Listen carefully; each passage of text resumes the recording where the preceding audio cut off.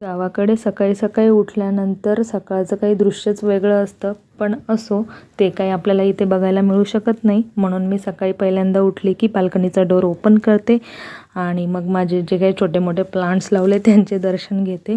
बाल्कनीत खूप छान वाटतं. मला पूजेची तयारी करायची होती म्हणून मी ती करून घेतली आणि मग पूजाही पूर्ण केली. आणि संध्याकाळी पूर्वीला जायचं होतं सोसायटीतील एका बाळाच्या बड्डेसाठी, तर तिची ती बड्डे सेलिब्रेशनला जाण्याची तयारी चालू होती. तिला आज वॉच तिच्या हातानेच घालायची होती.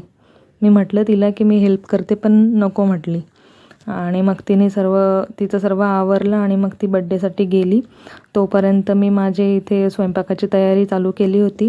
आज मी फ्रीजवरती जे बांबू प्लांट ठेवलं आहे त्याला स्वच्छ केलं होतं, त्याचं पाणी वगैरे चेंज करून घेतलं होतं आणि नंतर त्याला व्यवस्थित फ्रीजवरती पुन्हा ठेवलं होतं. हे जे फ्रीज कवर तुम्हाला दिसतंय वरती टाकलेलं, ते ॲक्च्युली टेबल क्लॉथ आहे. तो मी मिशोवरनं मागवला होता, त्याचा मी तसा यूज केला होता. ते ॲक्च्युली टेबल क्लॉथ आहे. जर तुम्हाला त्याची लिंक हवी असेल तर मग मी माझ्या डिस्क्रिप्शनमध्ये दिलेली आहे, चेकआउट करून घ्या. आणि मग मी त्याला तिथे अरेंज केलं आणि परत माझा राहिलेला स्वयंपाक वगैरे कंप्लीट केला. आज अभ्यास थोडा जास्त होता म्हणून आम्ही अभ्यासाला वगैरे बसलो जेवणं वगैरे आवरून झाल्यानंतर. आणि मग अभ्यास वगैरे केला. पूर्वीला हिंदी मराठी हे विषय खूपच आवडतात आणि ते तिला जमतातही, म्हणून ती अशी छान पोयम मला बोलून दाखवत होती. तिला ती पाठ होती, पण ती असं काही बघून बोलत होती जशी ती वाचते. तिला खूप फास्ट वाचता येते असं ती दाखवत होती. मग अभ्यास वगैरे कंप्लीट केला आणि मग अभ्यास जास्त असल्यामुळे आम्ही खाली काही गेलो नाही नवरात्रीच्या गरब्यांसाठी.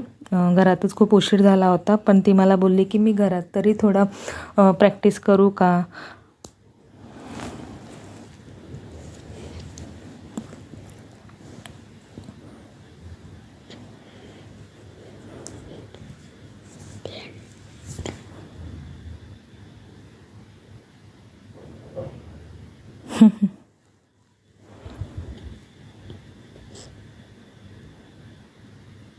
छान पूर्वी छान, तुला प्रॅक्टिसची गरज नाही आहे.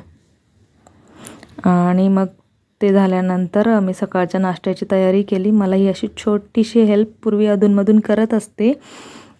साबुदाणे वगैरे भिजत घातले, ते सगळ्यांच्या नाश्त्यासाठी असतात. तर चला, आजचा ब्लॉग कसा वाटला? चॅनलवर नवीन असेल तर सबस्क्राईब करा. तुम्हाला ब्लॉग कसा वाटला ते कमेंट करा. ठीक आहे, भेटूया नेक्स्ट व्हिडिओमध्ये.